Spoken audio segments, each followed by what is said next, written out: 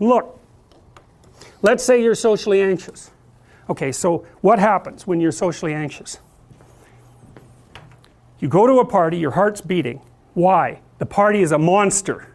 Why? Because it's judging you. And it's judging you, it's putting you low down the dominance hierarchy, because that's what a negative judgment is. And that interferes with your sexual success.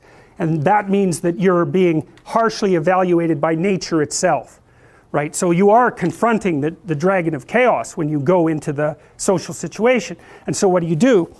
You're like this, right? You hunch over, and that's low dominance. I'm no threat. It's like, well, that's not going to get you very far. You know, but that's a logical thing to do in the face of a tyrant. So I'm no threat. You know, you look at the king and you're dead.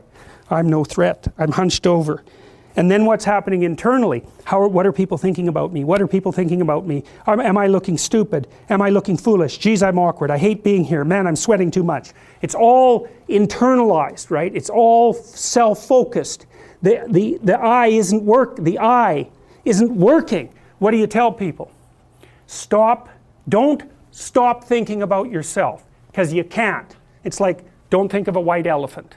White elephant, white elephant, white elephant. You can't tell someone to stop thinking about something because they get caught in a loop. What you do with socially anxious people is you say, look at other people.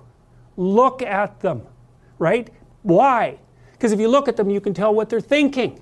And then unless you're terribly socialized, and some people are. Some people have no social skills, and so the reason they can't go to a party is because they don't even know how to introduce themselves. Like no one ever taught them how to behave. And so they're really good candidates for behavior therapy, because you walk them through the process of how you actually manifest the procedures that are associated with social acceptability. But most people aren't like that. They have the ability. So if they're really introverted and high in neuroticism, they can usually talk quite well to someone one-on-one. Why? Because they look at them. Well, if I look at you, it's another thing to do if you're ever speaking to a group of people. Never speak to the group of people. That doesn't exist. You talk to individuals, and then they reflect for you the entire group, because they're all entrained. So you look at one person, they broadcast to you what everyone's thinking, and you know how to talk to one person. So it's easy. So as soon as you focus on the person, not you, you push your attention outward, use your eye, you push your attention outward, and you start watching. Well, then all your automatic mechanisms kick in, and you stop being awkward. Because if we're talking, and I'm looking here, I don't know what you're going to do next, and I'm going to put disjunctions into they're like bad chords in the melody of our conversation. And the reason is I'm not paying attention. So that's why the eye is the thing at the top of the pyramid. It's like the thing that enables you to win the set of all possible dominance hierarchies is the eye. Pay attention. Pay attention. That's the critical issue. That's why the Egyptians worshipped Horus. That's why Horus was the thing that rescued Osiris from the depths. It's the capacity to pay attention. What do you pay attention to most?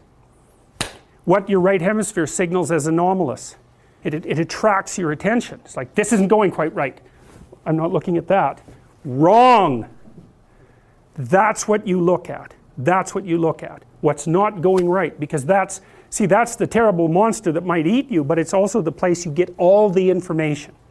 So that's why it's useful to have discussions with your enemies, because they will tell you things you do not know. And that's such a great thing, because if you don't know them, well, you're not very smart, are you? You know, there may be a time when you go somewhere that's the thing you need to know. And maybe your enemy will tell you why you're such a fool, you know, and a bunch of other things that aren't true too. But even one thing that's accurate, it's like, yeah, thanks very much, man, maybe I'll do some work on that, and I won't have to carry that forward. So, and then that's part of the reason, again, why the terrible predator, it's always the terrible predator that has the gold. It's like, it's the person who delivers the message you do not want to hear. So it's rough, but it doesn't matter. Life is rough. To move forward, you know. I mean, I've dealt with lots of people who have anxiety disorders, you know. And one thing about people who have anxiety disorders is they are not mysterious to me. I understand, it's no problem for me to understand why people have anxiety disorders, or why they're depressed, or why they have substance use problems. The mystery to me is always why people don't have all of those things at once. because everybody has a reason to be anxious. In fact, we have the ultimate reason to be anxious because we know that we're vulnerable and we know that we're going to die. And how you cannot be anxious under those circumstances is a great mystery. It's a massive mystery. And the same thing applies with regards to depression. And then the same thing applies to some degree with regards to drug and alcohol abuse. As I said last week, there's plenty of reasons to drown your consciousness in alcohol, that's for sure. We could refer to the aforementioned anxiety and depression, not least. And so, and the sorts of drugs that people are prone to take are chemicals that take the affective edge off the tragedy of life. So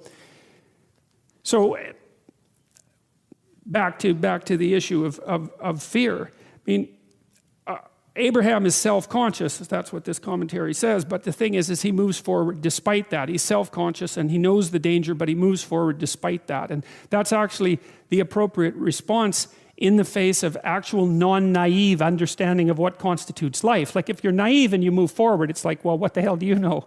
You know, there's no courage in naivety because you don't know what there is to stop you. You don't know what dangers you might apprehend, but to be aware of what it is that your problem is. So to be alert existentially, let's say, or to be fully self-conscious means that you're perfectly aware of your limitations and how you might be hurt.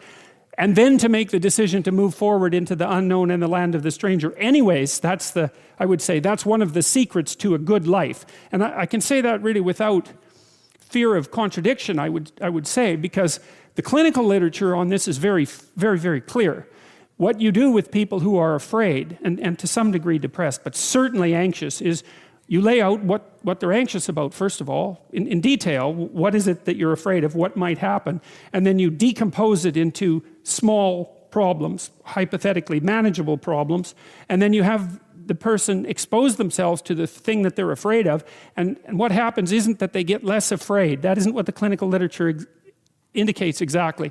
What happens instead is they get braver. And that's not the same thing, right? Because if you get less afraid, it's like, well, the world isn't as dangerous as I thought it was, you know, silly me. If you get braver, that's not what happens. What happens is, yeah, the damn world's just as dangerous as I thought, or maybe it's even more dangerous than I thought, but it turns out that there's something in me that responds to taking that on as a voluntary challenge and grows and thrives as a consequence. And there's no doubt about this. Even the psychophysiological findings are quite clear. If you impose a stressor on two groups of people, and on one group the stressor is imposed involuntarily, and on the other group the stressor is picked up voluntarily, the people who pick up the stressor voluntarily use a whole different psychophysiological system to deal with it. They use the system that's associated with approach and challenge, and not the system that's associated with defensive aggression and withdrawal. And the system that is associated with challenge is much more associated with positive emotion and much less associated with negative emotion. It's also much less hard on you because the defensive posturing system, the prey animal system, man, when that thing kicks in, it's all systems are go for you, you know. The gas is pushed down to or the pedal's pushed down to the metal and the brakes are on. You're using future resources that you could be storing for future time right now in the present to ready yourself for emergency. So there's nothing simple or trivial at all about the idea of being called to move forthrightly forward into the strange and the unknown. And there's a real adventure that's associated with that, right? So that's an exciting thing, which is part of the reason why people travel. And then also to see yourself as the sort of creature that can do that, is willing to do that on a habitual basis, is also the right kind of tonic for, I hate this word, for your self-esteem. You know, because the self-esteem has nothing to do with feeling good about yourself. As I already mentioned, there isn't necessarily a reason why a priori you should just feel good about yourself. But if you can view yourself acting in a courageous and forthright manner and encountering the world and trying to improve your lot and taking risks, you know, in a non-naive way, well, then you have something that you can comfort yourself with at night when you're wondering what the whole damn point of your futile and miserable life. And that's necessary because it's often the case that you wake up at 4 in the morning, or at least sometimes the case that you wake up at 4 in the morning when things haven't been going that well and wonder just what the hell the point is of your futile and miserable life. You have to have something real to set against that. It can't be just rationalizations about how, you know, you're a valuable person among others, even though that's true. That's not good enough. You need something that's more realistic to set against that. And observing courage in yourself is definitely one of the things that can help you sleep soundly at night when things are destabilized a little bit around you. So